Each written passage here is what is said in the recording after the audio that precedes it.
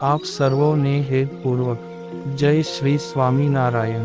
આજની સત્સંગ કથા વાર્તા નિજ મંદિર સાવરકુંડલા પવિત્ર ધનુર્માસ અંતર્ગત આજની સત્સંગ કથા વાર્તામાં આપણે શ્રીમદ સત્સંગી જીવનની કથા સાંભળશું। પ્રકરણ 4 અધ્યાય 19। શ્રી નારાયણ મુનિ કહે છે કે, હે શુક મુનિ, હવે હું તમને ચાંદ્રાયણ વ્રતનો વિધિ કહું છું, તે ધ્યાનપૂર્વક સાંભળો। શ્રી વિષ્ણુ પુરાણ આદિકને વિશે આ ચાંદ્રાયણ વ્રતને પાપની શુદ્ધિ કરનારું વ્રત કહ્યું છે। આ વ્રત કરનારા પુરુષને સ્થિર મનવાળા થઈ પોષ સુદ 14ના દિવસથી સર્વ પ્રકારના પાપને બાળી નાખનારું આ વ્રત 1 માસ પર્યંત ગ્રહણ કરવું। વ્રત કરનારા મનુષ્ય પ્રતિદિન પૃથ્વી પર જ શયન કરવું, બ્રહ્મચર્યનું પાલન કરવું, દિવસમાં 3 વાર સ્નાન કરવું, શ્રી લક્ષ્મીનારાયણ દેવની પૂજા કરવી, અને ઘરમાં ઘીનો અખંડ દીપ પ્રજ્વલિત રાખવો। હે મુનિ, સર્વ પાપની શાંતિને અર્થે ઘીથી અગ્નિનું તર્પણ કરવું।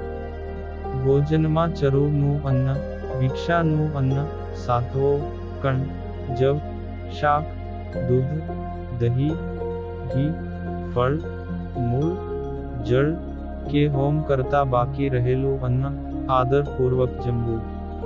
તેમાં પ્રથમ પીપીલિકા ચાંદ્રાયણનો પ્રકાર કહું છું। આ વ્રતમાં પોષ માસની પૂર્ણિમાના દિવસે મોટા આમળાના ફળ જેવડા 15 કોળિયાનું ભક્ષણ કરવું।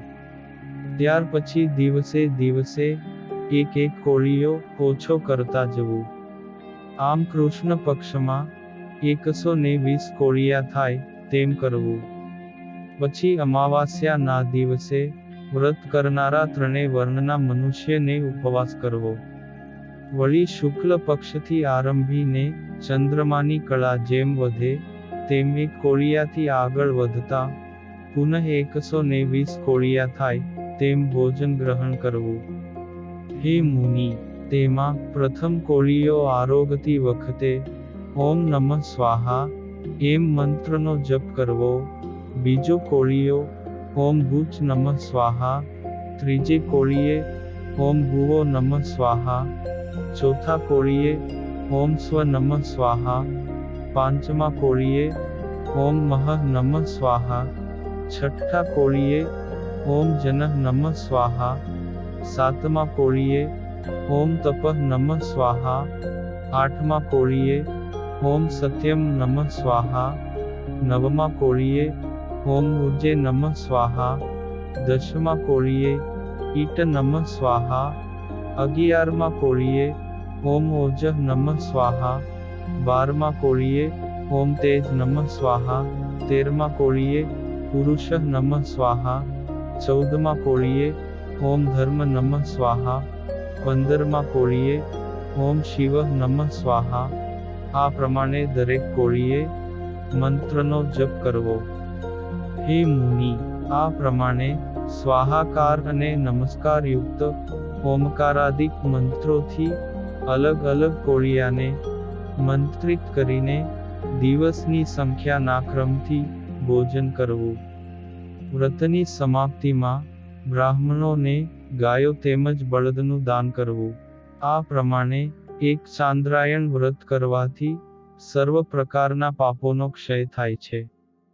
હે મુનિ, આ વ્રત ઉદ્યાપન વિધિએ સહિત કહ્યું તેમ કરવાથી આ લોકમાં ધન, આરોગ્ય, સુખ અને સૌભાગ્યયુક્ત સંપત્તિ પ્રાપ્ત થાય છે, અને શરીર છોડ્યા પછી પરલોકમાં ઇન્દ્રના ભવન એવા સ્વર્ગમાં નિવાસ થાય છે। અને જો આ ચાંદ્રાયણ વ્રત કેવળ ભગવાનની પ્રસન્નતાને અર્થે કરવામાં આવે તો ભગવત ધામની પ્રાપ્તિ થાય છે।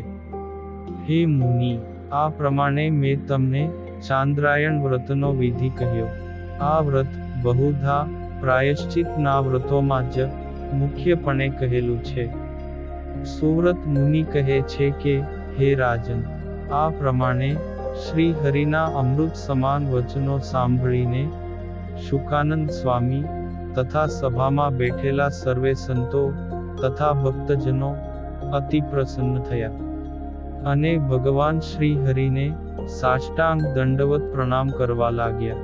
હે રાજન, ત્યાર પછી પ્રભાત સમયે ભગવાન શ્રી હરિએ તલ મિશ્રિત ઠંડા જળથી ઉત્તરાયણના પવિત્ર પર્વ નિમિત્તે સ્નાન કર્યું તથા તલ ભરેલા પાત્રનું ને સુવર્ણનું બ્રાહ્મણોને દાન કર્યું તથા હજારો ધાબળાઓ, રૂથી ભરેલી ડગલીઓ અને અંગરખાઓ પણ બ્રાહ્મણોને અર્પણ કર્યા.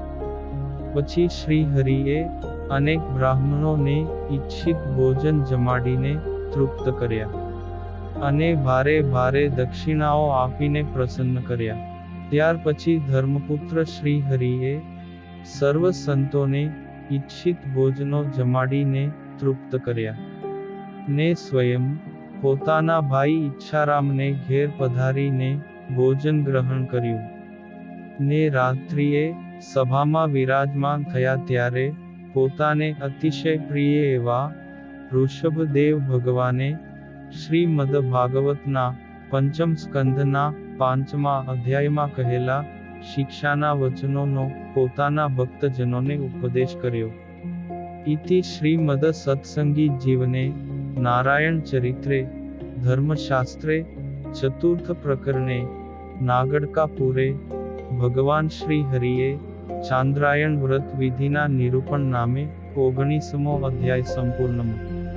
અને હવે પછીની કથા વાર્તા આપણે આગળના ભાગમાં સાંભળશું. અત્યારે આપ સર્વોને ભાવથી જય શ્રી સ્વામિનારાયણ.